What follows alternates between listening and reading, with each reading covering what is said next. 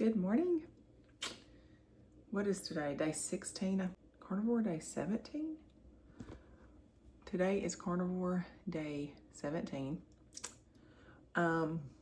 So I weighed this morning and I have gained 3 pounds.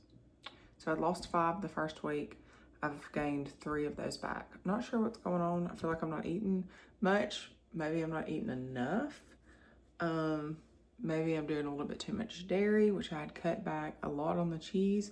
And the only milk I have is in my coffee in the mornings.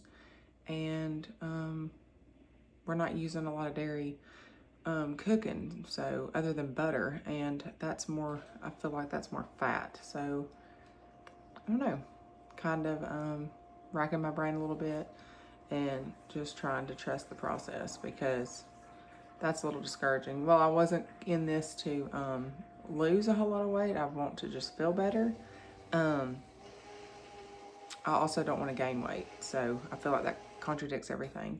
In your head, mentally, it's like I was eating all the things before, you know, stuff I shouldn't have. And you get on the scale and you like start, you're starting to gain weight and you're like, well, heck, I'll go back to eating freaking cookies and bread and all that if this is how it's going to be. But I know that that's not the end goal, and that's not the point of this. I've got to stick to my main goals, and that was feeling better and just trying to see the health benefits of giving all that stuff up. So we're still early in this process. It takes 21 days to form a habit. Hopefully by, you know, the middle of it, maybe 45 days in, we'll have a better understanding of how all this is going to make us feel. So, time to get breakfast going. This morning we're just gonna have some leftovers and some eggs and try to get the fridge cleaned out a little bit. We've got a good bit of leftovers. And tonight for supper, we're going to make the tacos. So we will be using cheese in that recipe because that's what the taco shells are made out of. But let's get moving because we have got somewhere to be this morning. What did I do to this knife? It is bent.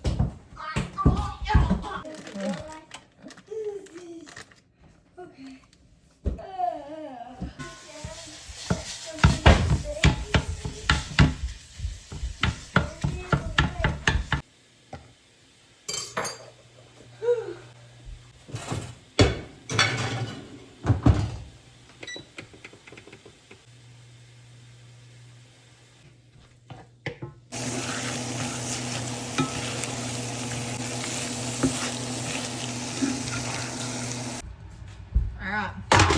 We got our meat for the days ahead. We got some of our lamb steaks that are so good, and I have a T-bone, some more lamb steaks, and ribeye. These are all from the animals that we raise here, and this will, oh, and I have a whole chicken laid out too. So this will be for breakfast in the morning, the T-bones and the ribeye. And tomorrow night we'll be eating dinner with my family. So Friday night we will be having either, I want to sous vide these lamb steaks, so maybe that would be good for Friday night. And then have the whole chicken for Saturday. I can put it in the crock pot and cook all day. Saturday's supposed to be beautiful. So I'm sure we'll be doing something outside, and then we can come in and it will be done. I don't have to cook anything except for a few fried eggs, of course. So that's the meat for the next few days, probably through the weekend. And well, probably not through the weekend. I will probably lay more steak out for breakfast in a couple of days. So this will be breakfast in the morning, and I'll probably lay some more steak out tomorrow. Steak and eggs in the morning, that's my favorite. And what I do is I just stack them on a cookie sheet and I put it in the fridge on a shelf all by itself and let it thaw. Got brown butter bites. Let's talk about brown butter bites. You've heard me mention them in probably every single video that we've done so far because they are by far a lifesaver for me on this carnivore diet so far. So this is what they look like. So this was just popped out of a silicone mold that I keep in the freezer. That right there, you would think that is burnt. That is actually the best part of this butter bite, is like the brown cracklings that come off of it. All I'm gonna do is I've got my skillet heating up right here. Got that skillet heating up, about to put my butter in, and I'm just gonna let that butter melt and get brown, and that's it. Then I'm gonna pour it into my silicone molds, and I'm going to let it cool, and then I stick it in the freezer. And one thing that we've just started doing is we've started sprinkling salt over it while it's cooling in that silicone mold.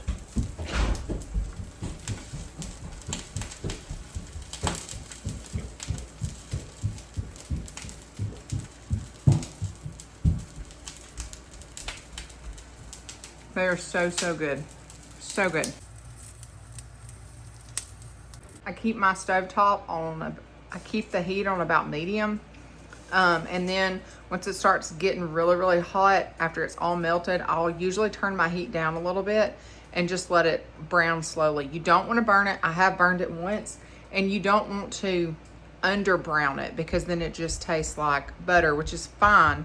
But when you want something sweet and you're expecting the goodness that these brown butter bites have whenever you actually do it right, you want to get it just right. So I would rather have them more brown than not brown enough. I have learned that. So make sure you keep them on there long enough, and I stir it frequently. You want to stir it frequently.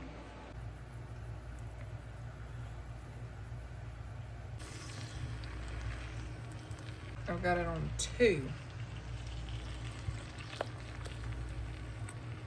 All right, so when I stir it, I can still see the yellow of the butter. I don't want to see that. I want to see brown. So I'm turning my heat down because we are pretty hot now.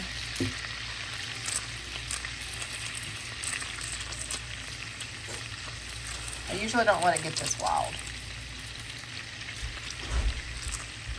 because I'm usually cooking other stuff while I'm cooking this. I usually do this in the mornings at breakfast, but we just ran out, so I figured I would go ahead and just make another batch.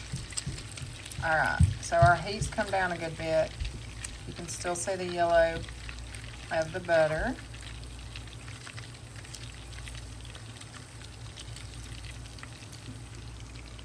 All right, it's been about 5 minutes, and you can see how it's starting to get brown.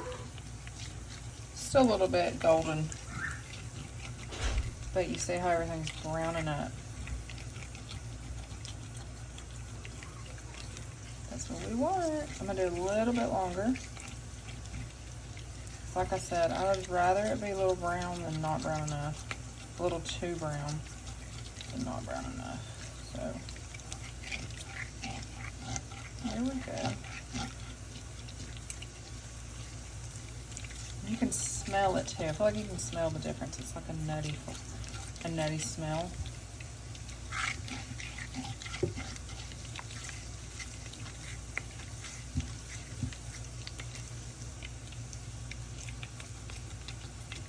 It smells so good.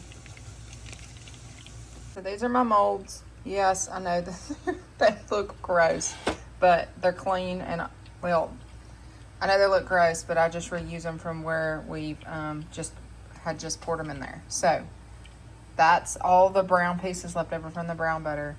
And this is my silicone mold. You can use any kind of silicone mold, and I'm just gonna pour it right into this. All right, so we've got that brown tint, and we've got a nutty flavor filling up the house. I'm going into my molds with this.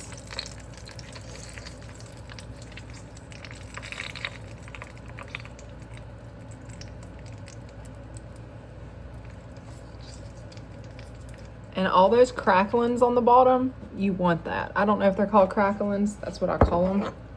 Butter cracklings. This pan was clean and empty when I started this. So all of this is from the butter. Try to get a little bit in each one. So that's the best part. Ouch. Oh, it smells so good.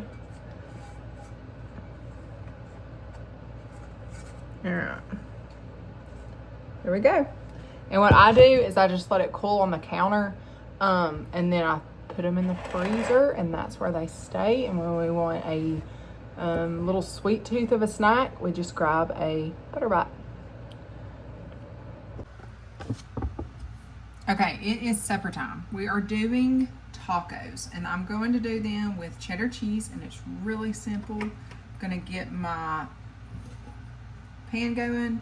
About this size pan is what you want, either non-stick or the first time that I did it, we used a non-stick skillet. I'm not sure how this cast iron's gonna do, but we're gonna try it because that's what I got. I don't have any non-stick skillets. So we're gonna get the cheese going, we're gonna get the meat browning, and then we're gonna top it with some sour cream and probably most likely do some fried eggs on the side because I just craved them. I didn't have them for breakfast this morning, and I just had to do a snack of them because I was craving them so bad. So probably we'll add a few of those too for supper. All right, the first thing we're gonna do is we're gonna grate this cheese. And I've been using this,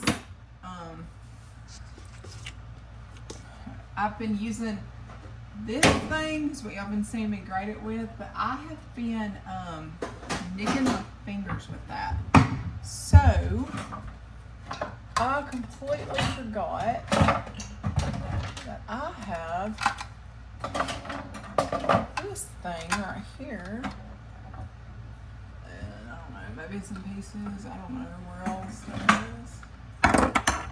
Let's see. I've only used this a couple of times. We're gonna see. What do I do?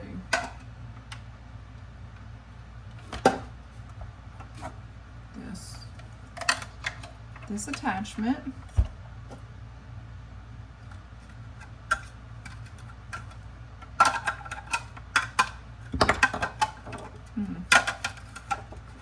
Okay, that goes in there. This goes right here. Just like this, I'm assuming. Ooh. This goes on here. All right, now we're gonna see what this does.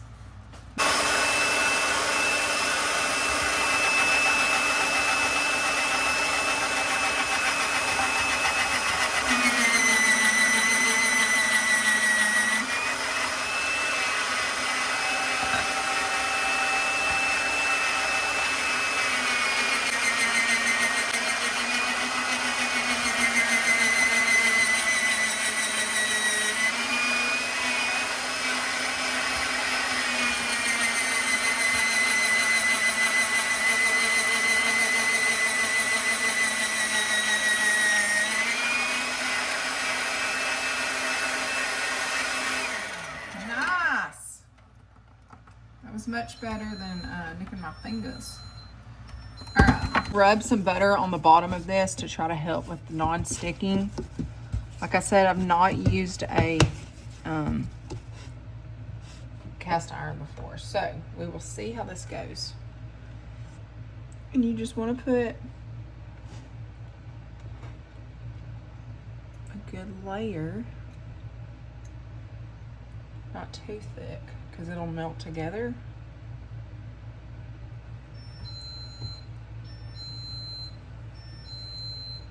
See what it does.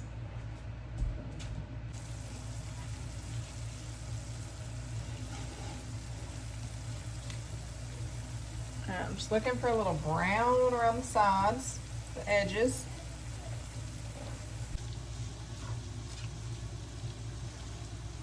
Right. My sides are a little bit too brown. And I don't know how this will do. I don't know. I'm scared.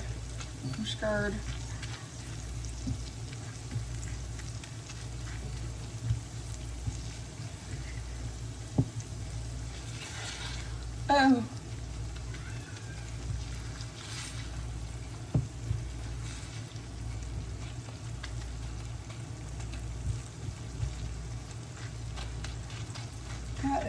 awful. Did I not do it thick enough?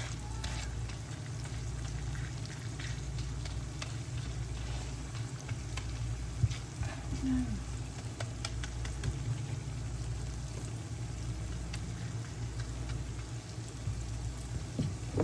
Do not know.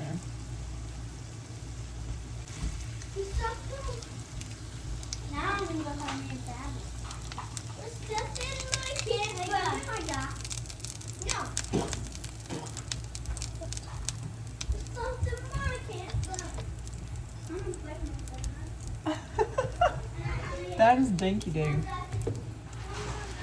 What happened? Let's try this again.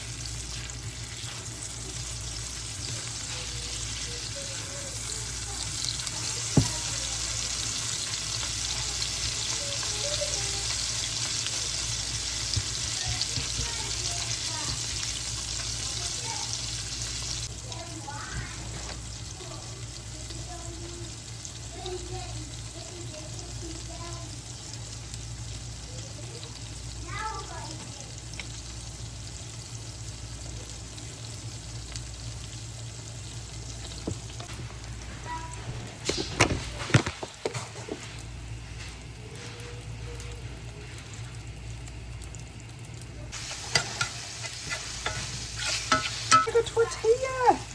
Okay, I don't think I did the other ones long enough, and I think I did them too thick. Whoa! Much better. Get out.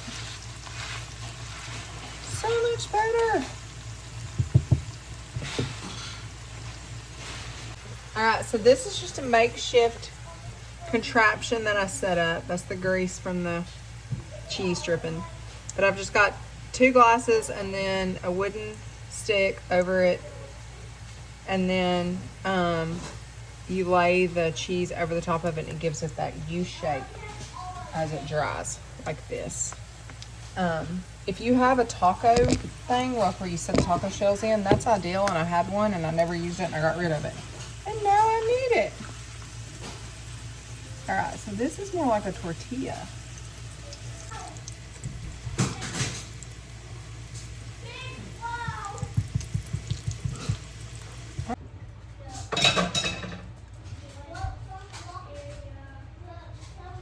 I need to look.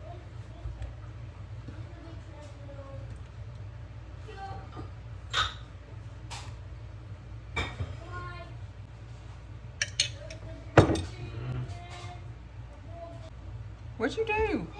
Hey Gus, come here, buddy.